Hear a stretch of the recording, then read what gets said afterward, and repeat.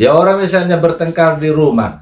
Ya di rumah saya masalah saya, kenapa kalian ribut? Iya, tapi suaramu Iya, mengganggu mengganggu. saya tidur. Iya. Kalau kau bertengkar ya diam-diam aja atau dibungkus. Kan gitu kan? Iya.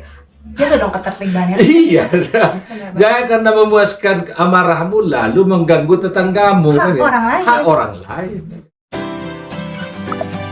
Guys, terima kasih di acara ini adalah Bruder Frans Sarwedi Sirait. Halo Bruder. Halo.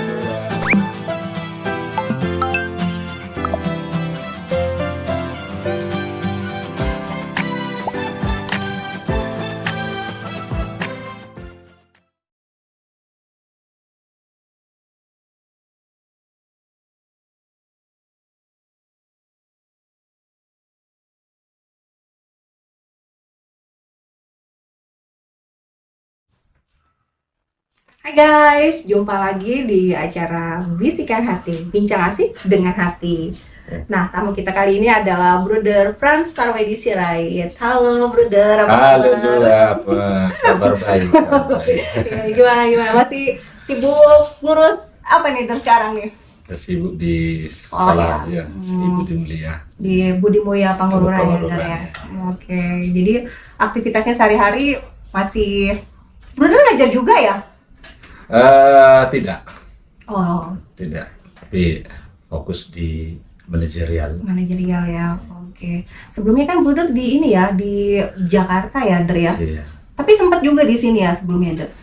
Sebelumnya pernah Gimana sih, ceritain dong awal Iya. mulanya nih di 2015 saya dunia pendidikan. 1 tahun di sini. Setelah itu pindah ke Budi Mulia Manjuama Stapteng Mm-mm. Oh, di sini berapa tahun Der waktu itu? 1 tahun. 1 Tapi tahun. sebelumnya juga saya sudah pernah di sini. Oh, gitu. Tahun 2004-2006 itu 2 tahun 2 tahun. ngajar. Itulah pertama kali Bruder masuk di dunia pendidikan ya, Der ya. Iya, 2004-2006. 2004-2006 pindah ke Manduamas. Bukan, 2004-2006 pertama kali mengajar, lalu pindah ke Jakarta. Oh, pindah ke Jakarta Iya, dulu. Oh.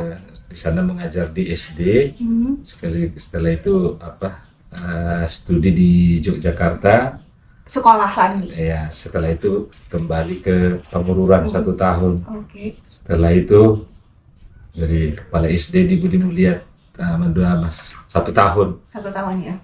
Lalu lanjut di SMP Budi Mulia Tumbajaya 2 tahun. Ya. Setelah 2 tahun ke kepala SMA Budi Mulia Jakarta. SMA. Iya. 3 tahun di situ. Lalu Balik lagi ke ke sini ya. Pangururan ini. Jadi udah berapa tahun di Bruder di dunia pendidikan nih? Ya sejak 2004 lah. 2004, sekarang 2023 ya. Hmm. Berarti berapa tahun tuh? Oh iya. Iya, oke. Nah, jadi kalau menurut Bruder sendiri, kalau perbedaannya pendidikan yang di Jakarta atau di Manduama sama di Samosir sendiri bagaimana, Der? Secara prinsip sebenarnya sama ya, karena kurikulum kita juga sama. Jadi yang membedakan aspek-aspek lah, seperti daya dukung gitu, sumber daya manusianya, sarana prasarananya, ya fasilitas-fasilitas pendukung untuk perkembangan peserta didik itu. Itu saya kira ada plus minusnya. Menurut saya kalau di kota dari segi Akses mungkin ya, akses akses juga ya mudah. lebih mudah. Ya. Gitu ya. Tapi kultur juga agak berbeda ya. Kalau saya rasa lebih terasa sebagai pendidik itu di daerah begini. Oh gitu ya, Der ya? Ketika saya di Manduam Stapteng dengan di sini, cita rasa sebagai guru atau pendidik itu lebih terasa di daerah gitu. Oh gitu Iya. ya. Nah guys, mau tahu profil Bruder Frans seperti apa kesehariannya? Kita lihat di video ini. Bruder Frans Sarwedi Sirait adalah seorang kepala sekolah yang sangat peduli dengan pendidikan dan kesejahteraan anak didiknya. Ia memimpin SMP Budi Mulia Pangururan dengan penuh dedikasi dan semangat yang tinggi, dan berhasil memperoleh segudang prestasi dengan kerja kerasnya. Ketika Bruder Frans memimpin SMP Budi Mulia Pangururan, ia memperhatikan bahwa lingkungan sekolah yang bersih dan teratur sangat penting untuk menciptakan suasana belajar yang kondusif. Oleh karena itu ia pun memutuskan untuk memulai program RBT, yaitu rapi, bersih, dan teratur di sekolahnya. Program ini bertujuan untuk membiasakan para siswa dan siswi untuk menjaga kebersihan dan kerapian lingkungan sekolah. Dengan tekad yang kuat, Bruder Franz mengajak seluruh siswa dan guru untuk turut serta dalam program RBT ini.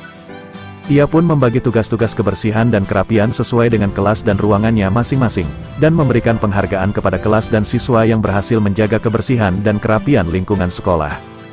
Tak lama setelah program RBT dimulai, hasilnya pun terlihat, lingkungan sekolah pun menjadi lebih bersih dan teratur, dan para siswa terbiasa untuk merapikan dan membersihkan lingkungan sekolah setelah selesai belajar.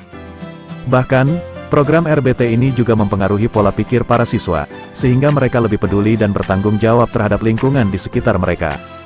Kepedulian Bruder Franz terhadap pendidikan dan lingkungan sekolah, serta kerja kerasnya dalam menjalankan program RBT, telah membawa SMP Budi Mulia Pangururan meraih banyak prestasi. Anak didiknya pun menjadi lebih baik dalam belajar dan berinteraksi di lingkungan sekolah yang bersih dan teratur. Bruder Franz Sarwedi adalah sosok inspiratif yang membuktikan bahwa kebersihan dan kerapian lingkungan sekolah dapat berdampak positif bagi pendidikan dan kesejahteraan anak didik.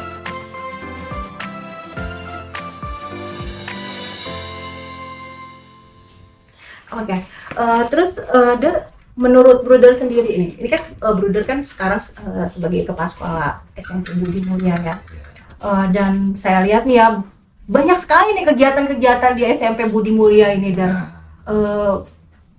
yang baru-baru ini ada pertandingan bola ya, Pertandingan futsal, futsal dan Olimpiade Sains itu tingkat yang SD menyelenggarakan dari Budi Mulia. Budi Mulia ya. Budi Mulia. Ya, kenapa Bruder atau sekolah Budi Mulia melaksanakan kegiatan-kegiatan seperti ini? Kegiatan pertandingan futsal ini saya kira ini yang pertama kali diselenggarakan untuk antar SD. Oke. Antar SMP mungkin Di Samosir ya? Samosir ya. Untuk Olimpiade Sains ini kan sebenarnya kita sudah lakukan itu dari tahun-tahun sebelumnya, cuman agak terhenti di masa pandemi. Iya. Tapi intinya kenapa kita lakukan kegiatan-kegiatan ini kan sangat positif. Kita melihat bahwa anak itu perlu berkembang secara akademik maupun non akademik. Ya. Ada kognitif, ada juga psikomotorik. Ya, kedua-duanya kan harus berjalan seimbang. Jadi anak juga tidak harus dipaksa terus hanya soal akademik belajar ini, tapi perlu juga keseimbangan hidup, motoriknya juga interpersonalnya. Karena di dalam kegiatan lomba ini kan melibatkan siswa juga, 140 kita libatkan siswa, supaya mereka belajar berorganisasi, hubungan interpersonal, bagaimana kerjasama antar tim. Ya itu penting banget ya. Nah, itu penting, itu kan soft skills. Ya. Jadi itu tidak diajarkan, tetapi ya dilakukan bersamaan dengan kegiatan-kegiatan ini. Saya kira itu supaya anak-anak SD juga maupun anak SMP ada geliat-geliat ya bahwa ada sarana mereka. Sarana untuk mengaktualisasikan dirinya, mengembangkan dirinya. Dan mereka antusias nggak sih, Dok? Sangat. Jadi untuk futsal itu karena kita maksimumnya kan 32 tim karena hitungannya untuk 5 hari. Itu 5 hari sudah langsung penuh. Langsung tutup gitulah. Karena harus kita batasi. Iya. Dan mereka mengharapkan ke depan bisa 2 kali lipat gitu. Jadi sangat antusias masyarakat maupun warga sekolah gitu. Iya. Luar biasa saya lihat animo. Keren. Nah, Bruder sendiri melihat bahwa kualitas pendidikan di Samosir ini udah seperti apa nih, Dok? Beragam ya. Secara umum saya kira memang masih perlu banyak perbaikan. Seperti apa perbaikannya? Dari sisi apa nih perbaikannya? Ya, kualitas pendidikannya seperti yang saya katakan tadi soal daya dukung tadi ya. Daya dukung berupa sarana SDM tenaga pendidik guru itu sangat menentukan, yaitu ujung tombak ya. Nah, Ada apa dengan tenaga pendidik kita di Samosir ini? ya perlu pendidik-pendidik yang kreatif, ya, Oke. yang aktif, juga punya karakter gitu. Jadi artinya tidak hanya kalau jadi guru yang benar-benar jadi guru, memberi hati kepada siswanya, seluruh pikirannya, tenaganya dia curahkan ke situ untuk pengembangan peserta didik ini. Menurut saya itu yang konsistensi juga perlu, kedisiplinan gitu ya. Jadi, Dari seorang tenaga pendidik ini ada. iya, karena kita kan sebagai pendidik itu baik dalam maupun luar itu menjadi role model. Iya, gitu. Aden. Jadi artinya soal seperti Ibu Dibuja, kita menekankan nilai-nilai soal RBT, Apa tuh RBT? rapi, bersih, tertib. I see. Iya ya, aku pernah dengar itu, rapi bersih tertib. Rapi, bersih, tertib. Di luar itu kayaknya nggak mungkin ya. Iya.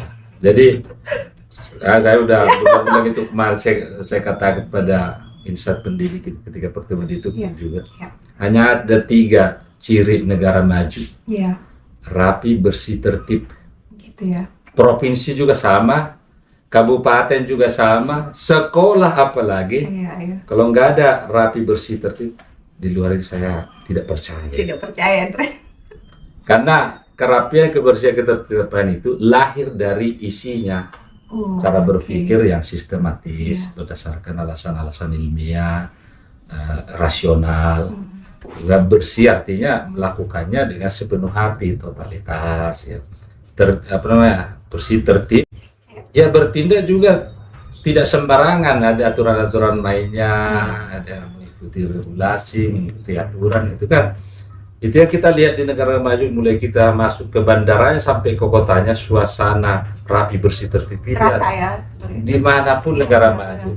Itu. Kalau itu tidak ada, makin rendah kadar yang 3 ini, kemajuan di negara itu juga sejauh itu. Berarti diukur dari situ ya, Dok, ya. Indikator utama menurut saya. Jadi kalau misalnya satu sekolah bilang, oh, kami ini sekolah kami bagus ini, tapi toiletnya saja seperti sarang hantu. Iya, iya, Mau iya. bicara soal kemajuan, toilet tidak beres, bagi saya omong kosong. Begitu, Karena itu Dok. juga bagian pendidikan. Sekali 2 jam orang ke toilet. Benar-benar. Bagaimana anak terlayani dengan baik? Sekali 2 jam di kamar mandi ada ratusan anak dengan menutup hidung atau sangat mengerikan. Iya. Menurut saya, makanya begitu saya nyampe di Pangururan ini, bertugas di sini, yang pertama Pertama saya tuh urus toilet siswa. Toilet Itu siswa. kami bangun Nah, itu kan renovasi. itu kan tanggung jawabnya bukan hanya di tenaga pendidik dong, dari siswanya juga kan harus bertanggung jawab juga gitu. Ya, makanya ya semuanya bertanggung jawab. Tapi menyediakan fasilitas yang memadai itu adalah dari institusi pendidikan itu, sekolah kita. Untuk memelihara itu seluruhnya, baik guru maupun siswa. Itulah yang kita edukasi kepada siswa untuk kesadaran memelihara. Karena itu kembali kepada mereka juga, Iya. kan yang akan menggunakan mereka. Iya. Iya. Jadi rasa benar-benar. memiliki itu kita tanamkan. Benar-benar. Kalau itu toiletmu, kamu yang pakai, kan nggak ada orang yang merusak Iya. atau mengotori barangnya sendiri. Iya. Umpamanya petani ya, dia menanam padi. Apakah ada petani yang sengaja membuang racun ke tanamannya itu supaya rusak? Hanya petani yang tolol itu barangkali itu. Tapi kita orang-orang cerdas. Iya, benar. Masa barang milik kita sendiri kita rusakin kan Lagi tidak itu mungkin. cerminan ya, dan Iya. cerminan diri kita juga. gitu. Nah, jadi itu menurut saya. Jadi RBT tadi, rapi, bersih, tertib, secara fisik yang kelihatan. Wow. Baru di dalamnya kita bicara juga rapi berpikir, ya tadi itu, bersih dalam berperilaku, ya, tertib dalam bertindak. Jadi baik fisik maupun mental isinya harus yang 3 ini indikatornya. RBT. Aku Iya. langsung ingat loh, rapi, bersih, tertib. Rapi, bersih, tertib. Jadi kayak satu sama. Di mana-mana coba kita berkunjung ke negara maju atau negara berkembang, langsung itu terlihat kemajuan negara itu langsung terlihat di sana. Di situ ya. Ketika kadar rapi, bersih, tertib segini, ya kemajuan mereka segitu. Ketika kita pergi ke Thailand misalnya, ke Vietnam, kita mungkin ke Singapura, kita tahu, ke Jerman, ke Iya. Belgia, ke Belanda, kita bisa merasakan, oh ya benar gitu. Jadi nggak usah ngomong deh Nggak usah ngomong kalau nggak menerapkan yang 3 ini Benar. ya, rapi bersih tertib ini ya, Der ya. Dia mulailah dari diri sendiri. Iya, benar. Nah, saya juga di sekolah begitu. Iya. Ya, pertama saya bersihkan ruangan saya, baru saya bicara ke guru maupun siswa. Tapi soal penyediaan fasilitas, pertama harus ke siswa, Oke. baru ke guru, Iya, iya. dan tenaga kependidikan, baru ke kepala sekolah. Iya. Artinya prioritas kita adalah siswa dulu Benar. untuk penyediaan sarana prasarana yang utama. Tapi menyangkut soal contoh, ya kita mulai dari diri Benar. kita. Role model ya dari Iya, apa jadi supaya omongan kita itu tidak hanya omong kosong. benar, gitu. benar. Nah tadi kan Bruder bilang kan kualitas pendidikan itu kan tenaga pendidiknya, Iya. yang salah prasarananya. Iya. Selain itu apa lagi, Der? Sarana prasarana ini selain tenaga pendidik apa sih, Der?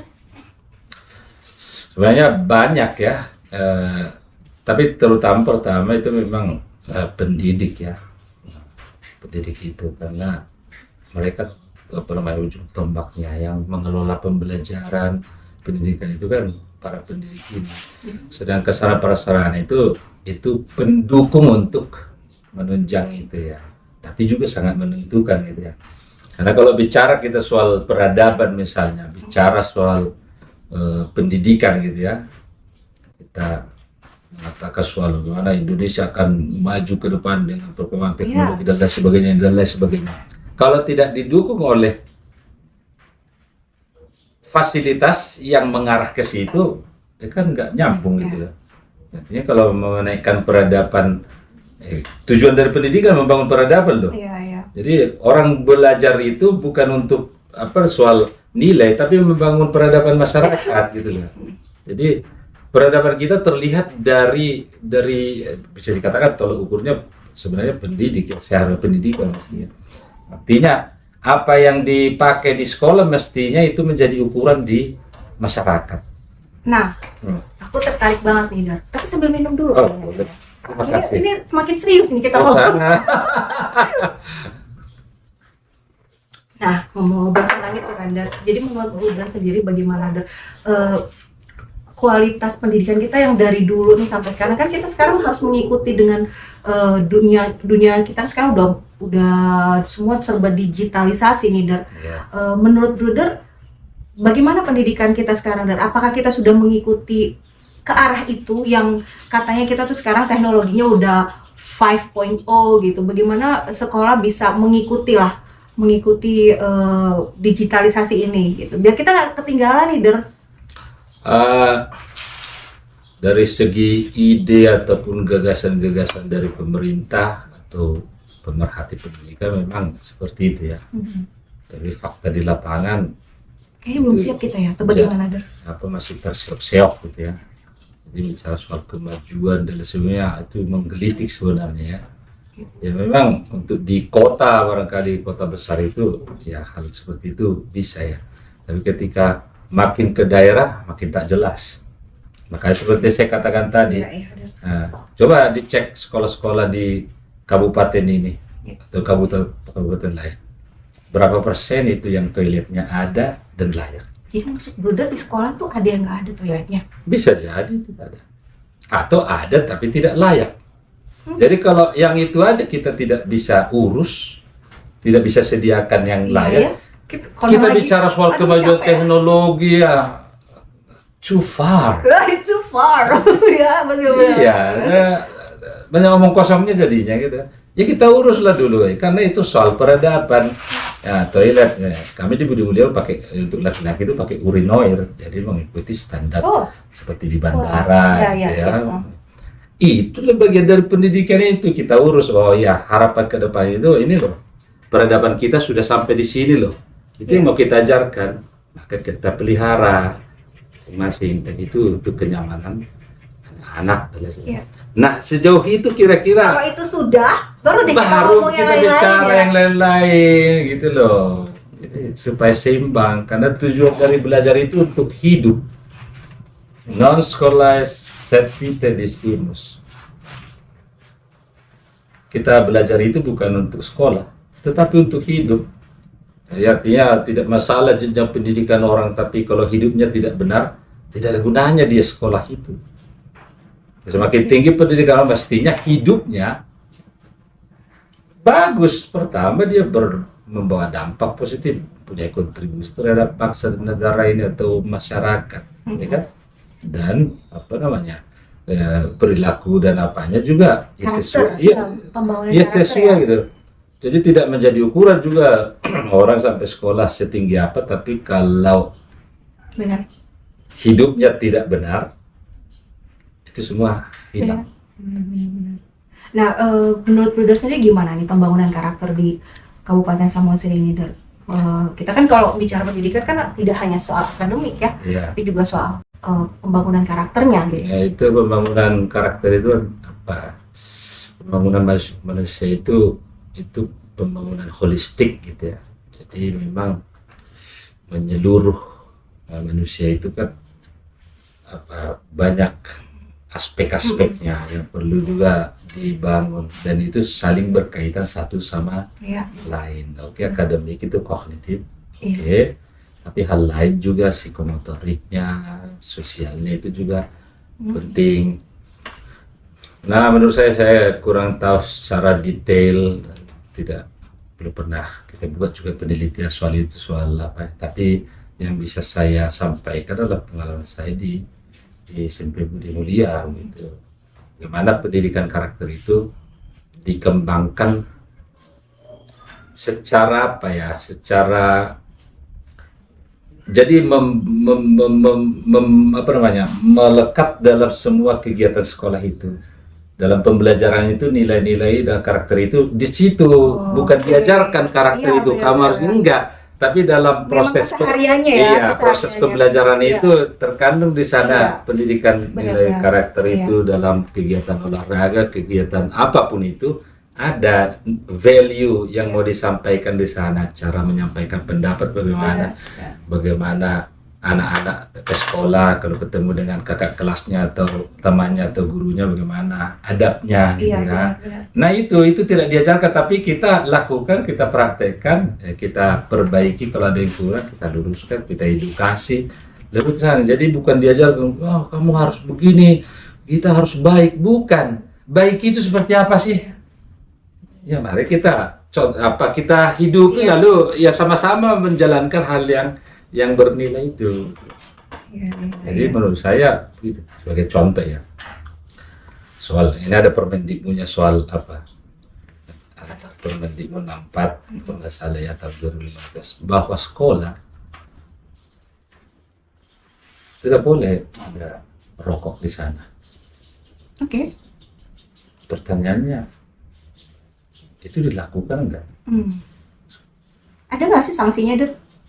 Ya. Kok cuma peraturan nggak ada sanksinya, agak sulit juga ya. Ya di Permendikbud itu di sanksi apa? Sanksi pidananya sepertinya enggak ada. Sosial kali ya. Sanksi sosial. Dari sanksi moral lah lebih. Misalnya ya, kalau apakah ini? Kalau misalnya saya seorang guru, nih, ada siswa kita misalnya yang merokok, kamu tidak boleh merokok ya. Kamu masih anak-anak ya. Oke. Ya, kamu belum punya penghasilan, ya, kamu sudah merokok. Coba aja dinilai. Iya, betul. Dengan saya yang mengatakan ada misalnya kebetulan belum pernah saya menemukan dan sebaiknya Dan tidak di Budi Mulia lah itu ya. Sejauh ini saya belum pernah ya. Misalnya saya bicara dengan yang perokok, misalnya anak SMP, ya. Kamu kenapa merokok? Artinya saya ingatkan dia. Kira-kira yang paling lebih didengarkan siapa? Kalau misalnya kita, meskipun kita sebagai orang tua ya, kamu tidak boleh merokok. Dalam hatinya apa? Olah kata. Iya. Artinya dia diam karena bukannya sebenarnya dalam hatinya melawan, tapi karena dia posisinya subordinate ya gitu. Tapi apakah dia lakukan itu, dia terima secara akal budinya? Enggak, karena you juga melakukan hal yang sama. Sebenarnya kita sama, ngapain ngajarin saya kan gitu. Jadi kalau misalnya yang tidak ya mengatakan gue, pasti dia Iya, betul. mau kita tempelin juga dia tidak akan melawan. Balik lagi ya, dari ya role model. Iya, jadi itu. Jadi katakanlah yang sudah pernah Anda lakukan. Jangan katakan yang tidak Anda lakukan lalu mengajari anak-anak. Kalau yang kita lakukan ini kita sampaikan pasti dia terima karena sudah melakukan lebih dahulu kan. Jadi itu kekuatan apa, legitimasi moralnya jauh lebih kuat jika antara apa yang kita katakan dengan yang kita ucapkan itu satu. Itulah yang disebut dengan integritas ya. Itu nggak bisa dibeli. Nah, kalau menurut Bruder ini kan kita tinggalnya di daerah Samosir ya, yang memang sebagai daerah tujuan wisata. Kalau secara dari kurikulumnya sendiri bagaimana? Ada nggak kira-kira nih maunya ada dong yang masuk nih untuk mendukung lah gitu bahwa kita tuh Samosir ini adalah daerah tujuan wisata, atau cukup dengan kurikulum yang ada dari? Sebenarnya di dalam kurikulum itu sudah terkandung nilai-nilai ya, kedisiplinan, kebersihan, menghargai, toleransi, berdaya kritis, kreativitas dan lain sebagainya sudah ada. Kami kembali pada proses di satuan pendidikan atau pendidikan yang holistik itu, keluarga dan pendidikan di sekolah. Jadi harus sejalan. Kalau di sekolah diajarkan soal nilai-nilai, bukan diajarkan ya, ditanamkan. Kalau di rumah tidak nyambung, rusak Ya, juga. benar. Jadi harus sama, malah pendidikan dasar itu ada di keluarga gitu. Wah, Nah, soal wisata, Ya. ya, soal wisata, karena itu sering digembor-gemborkan gitu ya. Ya. Suatu kelas internasional, kita ada waterfront. Yes, I know that. Itu pembangunan fisik. Kalau tidak diikuti dengan mental. pembangunan mental, apa yang fisik tadi yang bagus itu rusak. Ya. Ya, kayak ketika bicara waktu itu dengan Pak Camat. Yang tentang kurikulum untuk pariwisata, karena kita tinggal di daerah pariwisata nih. Samosir kan sebagai daerah tujuan wisata. Kira-kira bagaimana? Apakah cukup dengan kurikulum yang ada saat ini, Dar? Atau ada perlu kita tambah lagi? Sebenarnya kurikulum itu sudah mencakup semua hal, mencakup banyak nilai gitu ya. Mencakup pariwisata lokal, katakan ada mulok seperti bahasa atau budaya Batak Ya, misalnya. bahasa daerah ya, Dar? Tapi sebenarnya penerapan nilai-nilai budaya itu sebenarnya linear kok dengan membangun pariwisata. Ya, di dalam bahasa kultur itu ada falsafah-falsafah yang terkandung gitu. Payas pikiranmu, payas roham, payas pamatangmu, payas jabum, payas salamanmu. Ya. Itu kan nyambung dengan pariwisata. Iya, benar. Nah, di dalam mulok bahasa ataupun budaya Batak itu sebenarnya sudah sinkron itu. Sudah cukup padat sebenarnya. Hanya Hanya penerapannya yang tidak sinkron. Ya. Di sekolah itu dibiasakan ya soal hidup bersih. Di masyarakat tidak nyambung.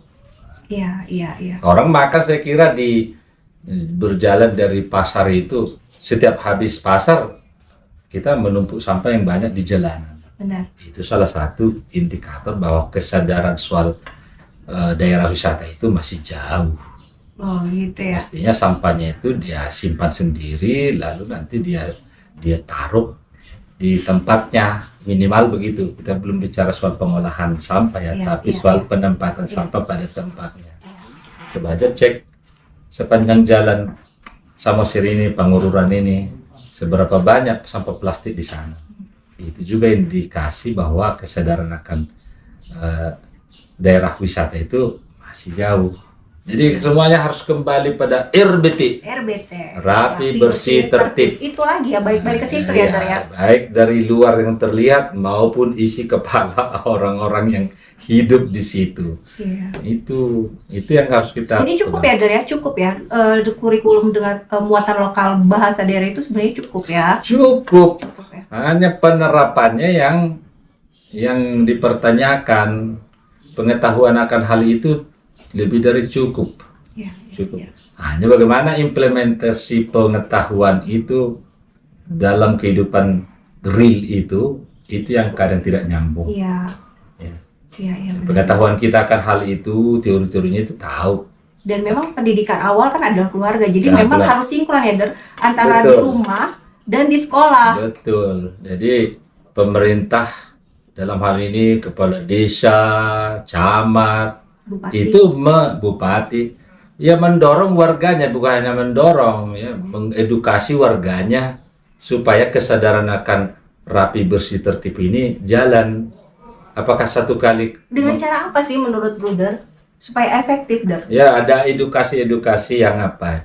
Yang efektif pertama-tama adalah bias halamanmu sendiri, bias pematang artinya ya kalau misalnya desa, ya kantor kepala desa menjadi contoh kerapian, kebersihan, ketertiban.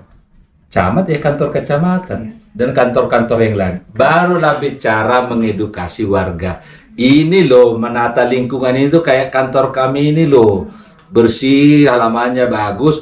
Warga akan lebih mudah diedukasi kan ada. Contohnya, Iya.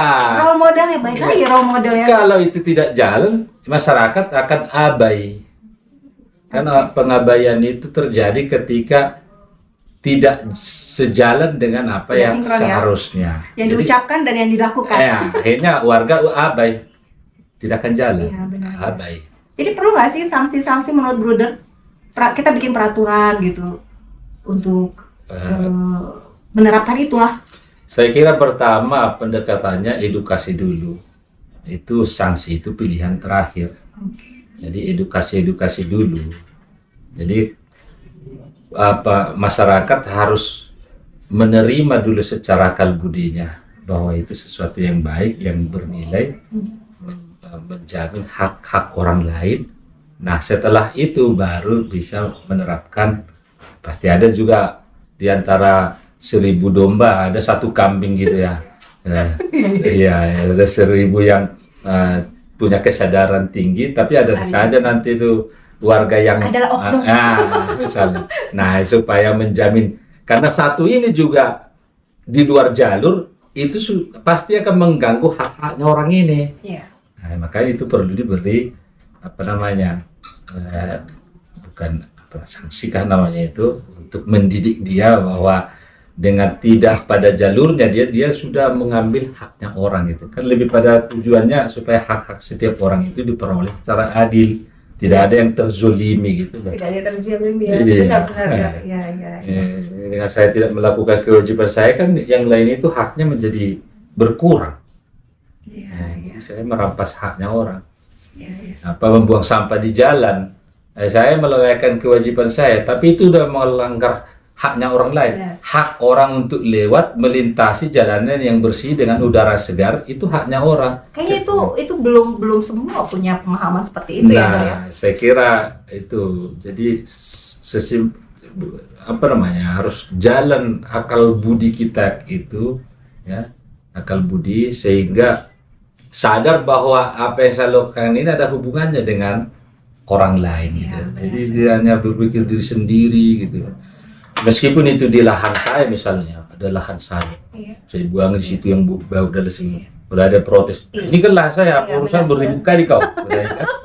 Padahal itu sudah mengganggu. Benar. Hak orang lain untuk orang lain untuk menghirup udara segar, saya sudah menzolimi. Dan itu kita nggak sadar. Gitulah sebenarnya. Jadi ini tanah saya, suka-suka saya dong. Suka-suka saya dong. Urusan. Ya orang misalnya bertengkar di rumah. Ya di rumah saya masalah saya, kenapa kalian ribut? Iya, tapi suaramu mengganggu saya tidur. Iya. Kalau kau bertengkar ya diam-diam aja atau dibungkus, kan gitu kan? Iya. Jaga dong ketertibannya. Iya. Jangan karena memuaskan amarahmu lalu mengganggu tetanggamu. Hak orang lain. Hak orang lain. Itu dalam sekali loh, Der. Iya, jadi seperti itu menurut saya. Baru deh kita ngomongin yang lain-lain ya. Baru kita bicara tentang pariwisata internasional, kelas internasional. Ya itu. Ya, benar. Kalau saya kata terlalu muluk-muluk ya nanti seolah-olah pesimis gitu ya. Tapi menurut saya sikap dasar yang tadi itulah cikal bakalnya. Baru bisa dimajukan lagi atau diakselerasi lagi gitu. Tapi nilai-nilai dasar rapi bersih tertib itu harus diedukasi, dilakukan, penyuluhan berapa kali selama masih hidup, selama menjabat. Jadi nggak ada, kamu sudah puluhan kali mengedukasi warga katanya. Berapa kali? 5 kali. Oh ya, Bapak menjabat berapa tahun? 5 tahun. Selama 5 tahun itulah kerjakan ini. Nggak ada habisnya. Jadi nggak ada habisnya, Dar. Enggak lah. Menerus, Dar. Terus menerus mengedukasi Nggak boleh bosan ya. dengan berbagai cara tentunya gitu kan. Oh ya, Nah, oke. pendekatannya seperti apa? Gue rasa cara itu, Iya. karena kalau caranya sama, Iya. orang juga akan Nah, iya. bosan gitu ya, Der ya. Tapi cara yang paling efektif adalah lakukan dulu baru bicara. Lakukan dulu. Lakukan dulu baru bicara. Kalau saya mau menjelaskan soal kebersihan, saya lakukan dulu baru saya sampaikan ke orang. Iya. Jadi kalau kita pejabat atau penanggung jawab lembaga apapun itu, kesehatan, Termasuk pendidik loh, Der. termasuk pendidik, lakukan dulu lah baru bicara. Saya juga ke anak-anak, boleh tanya ke anaknya ibu kalau ada di Budi Mulia. Saya tidak menyampaikan sesuatu hal ke anak yang tidak saya lakukan Iya. atau yang tidak kami lakukan. Karena bagi anak itu omong kosong, kami menjadi orang-orang yang tak bermartabat lah. Tapi apa yang kita lakukan itu yang kita sampaikan. Kalau kita belum lakukan, lebih bagus tidak usah sampaikan. Gitu. Iya, iya. Jadi di situ saya kira. Apalah harapan Bruder untuk pendidikan di Samosir ini, Der? Harapannya bahwa ya kita bergerak maju, ya, Striving forward. striving forward, I know. berkreasi terus mengacu pada nilai-nilai pendidikan yang baik dan benar, mengacu pada nilai-nilai falsafah kita. Pesawat di sini mayoritas Batak ya, kultur Batak. Sebenarnya di dalamnya itu sudah terkandung Padat banget pada sebenarnya. hanya implementasi yang kadang tak jelas gitu ya. Tapi sebenarnya sudah terkandung di dalamnya apa sih? Dari dulu ya, Der. Iya. Dari zaman dulu ya kan, Sudah. sebenarnya sudah terkandung di dalamnya. Soal adab kita punya. Bagaimana datang ke rumah orang ya, ketemu dengan orang baru, salaman, suku marga, asabinoto partua. Kan ada itu, jolosino marga, asabinoto partua. Ya, itu kan, itu adab itu. Jolosino syukur, asabinoto, Benar, hubungan Dan. tiba. Berarti 3 Itu. SD itu, Dan. Apa itu? Senyum salam sapa ya. Ya, itu Sopan santun. itu istilah sekarang gitu ya. Iya. Tapi Padahal dari dulu sudah. sebenarnya sudah ada itu, tata cara adabnya Batak sudah ada dan nilai-nilai itu ada.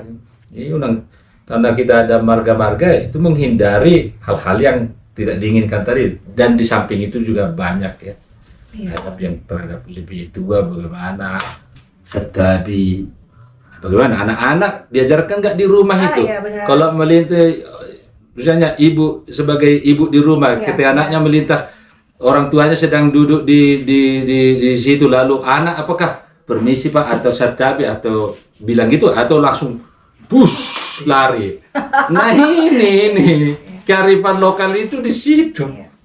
Dan mungkin mulai terkikis ya sekarang ya, Der ya. Sudah Ah, mulai iya. ya sedikit-sedikit terkikis ya, Der. Abai gitu. Jadi Abai. orang tua menjadi bagian terpenting di sini. Iya, betul. Keluarga ya, Der. Iya, Karena keluarga. baik lagi itu pendidikan awal ya, Der. Iya, itu. Pendidikan awal adalah keluarga ya, Der. Sekolah memperkuat lagi, jadi nyambung, kita akan bergerak lebih cepat. Iya, iya. Kalau sekolah bergerak ini, keluarga tidak, dan lain-lainnya itu tidak, bergerak tapi lebih lambat. Kalau mau cepat itu seluruhnya bergerak. Iya. Akselerasi. Harus ada kolaborasi ya, Der ya. Dan menjadi kesadaran bersama ya. Kolaborasi ini antara siapa saja nih, Der, yang harus supaya bisa lebih cepat nih, Der. Ya, komponen bangsa ini ada legislatif, ada eksekutif, ada judikatif, ada unsur-unsur lain, pendidikan, kesehatan. Tapi soal pembangunan manusia itu tidak lepas dari sana. Sehat, terdidik. Ya. Nah, ini juga pemerintah yang Iya, iya. mengatur seluruhnya ya. Tapi dua hal ini kan, orang sehat, terdidik Iya. itu. Nah, pertanyaannya sejauh mana ini Iya. pembangunan manusia dari segi kesehatan ini? Apakah gizi kita sudah cukup? Iya. Edukasi soal kesehatan itu, kebersihan RBT itu sudah jalan? Kan itu ada hubungannya soal orang disebut terdidik ketika hal ini jadi rapi, bersih, tertib. Kalau itu belum ada, belum terdidik, hanya terpelajar. Dia menyelesaikan SD, SMP, SMA, ya terpelajar, tapi belum terdidik. Terdidik dan terpelajar. Iya. Beda ya, Der ya. Beda. Ya, orang bisa sekolah mana-mana ya terpelajar, tapi tidak terdidik. Wah, Gelarnya dokter, tapi benar. cara omongnya, berperilakunya seperti harimau katakan. Karakternya mental Ya, itu bukan terdidik, tapi terpelajar. Tapi terdidik hampir pasti juga Wah, terpelajar. berarti sangat besar ya peran dari tenaga pendidik, Iya, dari sangat. orang tua. Orang tua Wah, di keluarga itu biasa. sangat menentukan juga gitu ya, membangun mindset Membangun generasi. mindset anak seperti apa kan di keluarga itu. Kalau di keluarga penghukuman terus, kamu harus begini, wah kamu itu sangat goblok, kamu sangat ini tidak becus. Kata-katanya yang menyalahi, pokoknya anak tuh dibikin tersudut terus ya, Der ya. tersudut ya, itu sulit berkembang. Ya. Dan itu bisa apa? Anak tuh jadi tidak kreatif Ya, gara-gara seperti itu. tertekan. Iya. Ada sekarang kan kita eranya tuh dituntut untuk lebih berkreativitas gitu kan. Bahkan kayaknya gini, pintar saja tapi dia tidak kreatif. Wah, agak sulit juga dari itu. Jadi kami di SMP Budi Mulia, saya juga bersama dengan guru karyawan Ihsan Budi Mulia lah. Fokuslah pada hal-hal yang positif. Kita tahu bahwa setiap orang itu punya kekurangan, siswa juga sama, termasuk kita sendiri. Tapi untuk memotivasi anak, lihatlah hal terkecil yang positif dari anak itu yang dibesarkan. Lihatlah hal yang kecil yang positif dari anak, itulah yang dibesarkan. itu yang dibesarkan. Dengan sendirinya kekurangan tadi itu, minusnya itu akan makin lama makin mengecil. Jadi misalnya kalau dia orangnya sopan, ya mungkin dah secara akademik dia tidak terlalu menonjol. Ya itu kan, anak ini kamu sangat sopan, bagus sekali. Apresiasi ada. Iya, apresiasi terhadap suatu hal yang baik yang dimiliki. Jadi ke anak juga untuk menyampaikan hal-hal yang dimaksud, hal positif juga dengan cara-cara yang positif. Jangan terlambat dan lain sebagainya, enggak. Datang tepat waktu. Kalau kamu datang, persiapanmu lebih baik, kamu bisa belajar dengan baik pula. Ya, ke guru juga sama, datanglah. Jangan ini mau masalah langsung aja. Tapi datang. Iya betul. Kalau datang 15 menit paling tidak untuk beres-beres, mengatur dirinya dan sebagainya. Materinya sudah ini masuk ke kelas pasti lebih optimal. Nah itu yang kita edukasi. Jadi anak, kita tahu kekurangan anak. Tapi apakah dengan memberitahukan, menggali kekurangannya itu akan membuat dia lebih baik? Tidak dong. Tapi dengan mengetahui apa yang sisi baiknya dia, hal kecil apapun, itu kita besarkan, kita angkat ke atas, yang apa aja itu dengan sendirinya. Ibaratnya begini toh, ini satu orang utuh. Negatifnya mungkin sebelumnya itu 75%, 25% positif. Kita besarkan 25% menjadi 50 sampai 70, kan dengan sendirinya. Ya, kira-kira seperti itu analoginya untuk membangun manusia itu sehingga dia menjadi pribadi yang tangguh, punya rasa percaya diri tinggi, merasa berharga sebagai manusia, punya memiliki sesuatu hal yang layak gitu. Tapi kalau kita salah-salahkan, dia menjadi inferior dan menjadi bangsa yang inferior juga. Jadi kalau bicara soal bangsa misalnya, saya pernah berdebat dengan